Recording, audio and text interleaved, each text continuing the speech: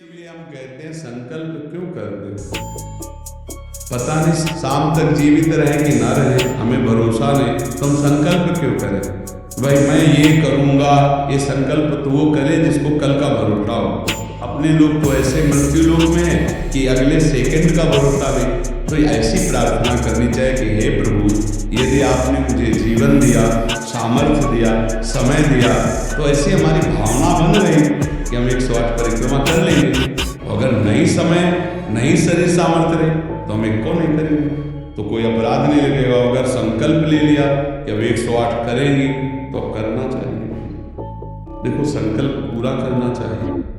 तो अभी जान तो शरीर में है ही, तो संकल्प के लिए फिर उसी कार्य में लगा जाता है। पर हम सबसे प्रार्थना करते हैं संकल्प ना लिया जाए।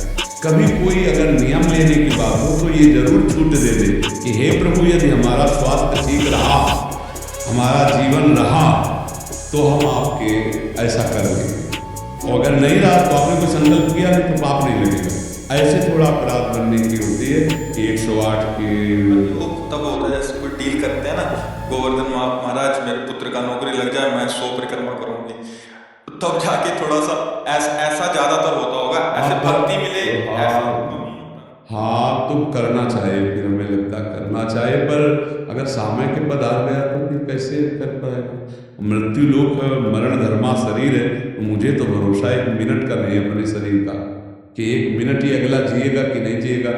इसीलिए संकल्प विकल्प करने का अधिकार ही नहीं है। पता नहीं शाम तक जिएंगे क्यों भाई, पक्का है किसी को? अब पता नहीं शाम तक जिएंगे कि नहीं, तो क्या संकल्प करें?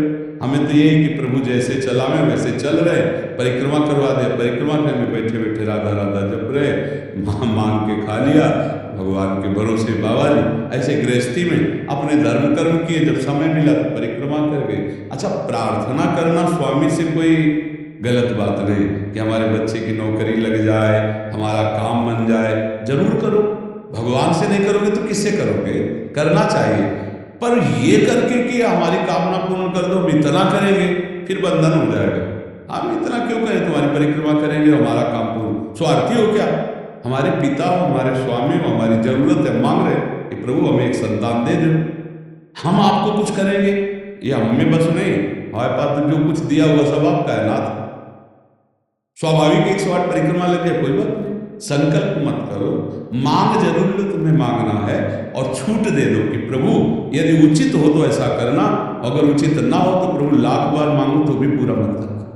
ये भक्तों की मांगे होती है, ये सत्संगियों की मांगे होती है कि नाथ मेरी आवश्यकता तो है, अगर आपको उचित लगे तो आप दे देना, और अगर उचित ना लगे तो मेरे मांगने पर भी आप ना देना। जब ये बात बनी रहती है कि जितना नाम जब होना चाहिए उतना नहीं होता, उतना ये बात तो हमारे में भी है। इतनी पीड़ा तो हमको भी बनी रहती है कि जितना होना चाहिए उतना नहीं होता। इतनी पीड़ा अपने गुरुदेव भगवान में भी देखी। एक दिन उन्होंने कहा क्या बताएं, जीवन निकल गया, छक के नाम जपने को नहीं हुआ, रात दिन मंत्र में नाम में लगे, रात दिन 10 वर्ष समीप रह के सेवा में रहे थे। बोले क्या बताऊं, पूरी जिंदगी निकल गई, छक के नाम जपने को नहीं मिला। तो भगवत भजन करने वाले में भजन की इतनी भूख बढ़ जाती है कि रात दिन भजन करने पर भी उसको ऐसा अनुभव होता है कि जैसा होना चाहिए वैसा। यही अखंड भजन बनाता है, यही अखंड। पर इस अखंड भजन होते हुए भी रोना आएगा कि प्रभु मुझे भजन करने की रुचि दे दो। यही भजन, असली भजन का एक फल है। भजन करते हुए भजन की इतनी भूख होना कि भगवान से भजन ही मांगना कि प्रभु मुझे भजन करते। अभी वो भजन नहीं होता जैसा प्रेम से होना चाहिए। हर एक महात्मा को, हर एक भजनानंदी को अनुभव होगा, और ये अगर हुआ तो भजन अखंड होने लगेगा। क्योंकि हम जिसकी पीड़ा महसूस करते हैं उसको हम भूलना कैसे बर्दाश्त कर पाएंगे? तभी वो अखंड स्मृति कर पाता है। और जो संतुष्ट हो जाता है भजन में, वो भजनानंदी नहीं होता। जो भजन में असंतुष्ट और भोगों में संतुष्ट रहता है वही भजनानंदी कहा जाता है। अपनी बात कहते हैं, मुझे तो गुरुदेव ने संभाला, नहीं तो साधन भजन हो रहा था और वो अहंकार जनित था। जब गुरुदेव ने कृपा करी तो हमारे अहंकार का चकनाचूर हुआ। तब ये बात समझ में आई कि गुरु कृपा से मोक्ष मूलम गुरु कृपा। गुरुदेव भगवान साक्षात करुणामय प्रियालाल के स्वरूप हैं। वो जब कृपा करते हैं तो अहंकार नष्ट हो जाता है, अहंकार नष्ट होते ही धन्यता आ जाती है। और प्रियालाल को दैन्यता बहुत प्रिय है, और वो दैन्यता कृपा से ही आएगी, और गुरु के चरणों में आ सकते हो। देखो, हम आपको गुरु महिमा की एक बात बता दें। जब हम कोरा कागज होकर गुरुदेव के चरणों में समर्पित होते हैं, तभी हमारे हृदय में लिखा पढ़ी सही होती है। हम लोग क्या होते हैं, पूरा कागज रंगे हुए पहुँचते हैं और अपनी बुद्धि लड़ाते हैं गुरुजनों पर, इसीलिए हमारा काम बन नहीं पाता। यदि हम बच्चा बन के गुरु के चरणों में जाएं, जैसा बोले हो और वैसा करने लगे, तो गुरु को भी पता नहीं चलेगा, ऐसे शिष्य की उन्नति हो जाएगी अध्यापक की, क्योंकि उसने उनको भगवान माना। देखो, एक प्रसंग कई बार सुना चुके हैं। एक उड़िया बाबा ने सुनाया था प्रसंग कि एक बंगाल के भगत के मन में आया कि मैं गुरु बनाऊं, तो एक प्रसिद्ध थे काली के उपासक उनके पास गए। वो मदिरा पीते थे, वो जानते नहीं थे, वो मदिरा पिए हुए बैठे हुए थे। उन्होंने कहा, गुरुदेव, मैं आपको गुरु रूप से वरण करता हूँ, मुझे मंत्र दे दो। तो शराब के नशे में लड़खड़ाते हुए मंत्र बोले, तो अशुद्ध मंत्र और अशुद्ध अवस्था, पर वो सीधा सरल भक्त भगवान मान के गुरु की छवि लेके पूजा में रख के मंत्र अनुष्ठान, अशुद्ध मंत्र। 1 साल ही हुआ कि माँ भद्रकाली प्रकट हो गई, काली, और उनका बेटा तेरा गुरु ढोंगी है। तो उनका, माँ, पहली बात तो आप गुरु को ऐसा न बोले, गुरु हमारे परम ब्रह्म है, आप ऐसा न बोले। बोले, बेटा तो बहुत सरल है, जानता नहीं, शराब पीता है, और जो मंत्र दिया ना वो अशुद्ध है। माँ ने कहा, तो उनका, माँ, अब तो और विश्वास आपकी बात पे नहीं रहा। अगर गुरु ने अशुद्ध मंत्र दिया होता तो तुम 1 साल में आ गए, कैसे आ गए? बोले, बता ले आई हो कि मंत्र अशुद्ध है। तो उनका, माँ, मैं अपनी गुरु निष्ठा और गुरु मंत्र को नहीं छोड़ सकता, आप जाओ। तो उनका बेटा, मैं तुम्हारी गुरु भक्ति पे प्रसन्न हुई और आज से मेरे सिद्ध करने का मंत्र यही होगा, जो अशुद्ध मंत्र। ऐसा गुरु भाव किया जाता है। गुरु को परब्रह्म साक्षात माना जाता है। परब्रह्म में दोष दर्शन नहीं होते, दोष हमारी बुद्धि का है। अगर बुद्धि का दोष निकाल दे तो देखो, मत्ता परतरम नान्यत किंचिदस्ति धनंजय, भगवान कह रहे मेरे सिवा कोई और है नहीं कि हम गुरु को दोष दर्शन में देखें। कहीं न कहीं हमसे त्रुटि हो रही। हमें घोर पापी में भी भगवान देखना है, तो गुरु में भगवान देखने में क्या बात है? विचार करके देखिए। जब हम गुरु में भगवान देखते हैं तो अपना समर्पण करते हैं, और जब वो हमारे साथ उल्टा व्यवहार करते हैं और हम सह जाते हैं तो हमारा अहंकार नष्ट हो जाता है।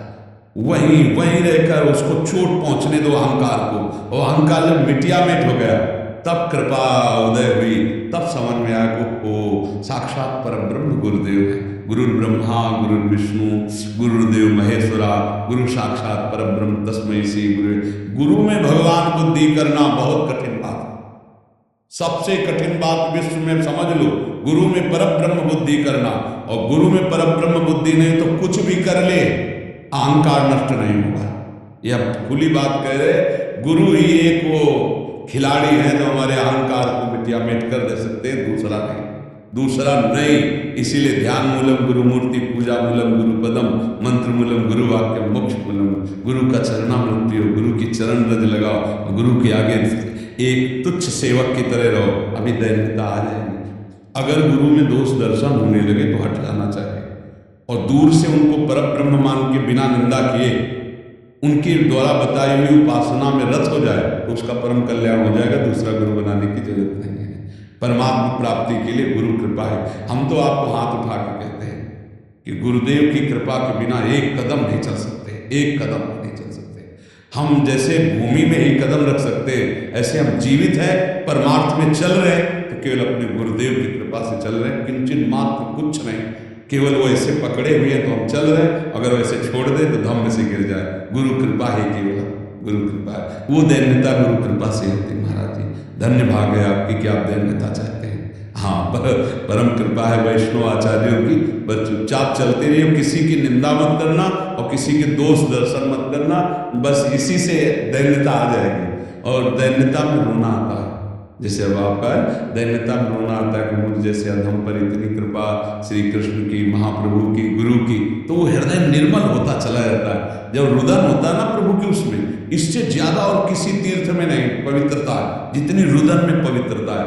हाँ, रुदु सुश्रम राजन कृष्ण दर्शन लालसा, जब अपने प्यारे प्रभु के लिए रोना आता है तो हृदय निर्मल, तार तार निर्मल हो जाता है। और कबीरदास जी कहते हैं कि बिन रोए किन पाइया प्रेम प्यारा में, कबीरा हंसना छोड़ दे रोने से कर प्रीत,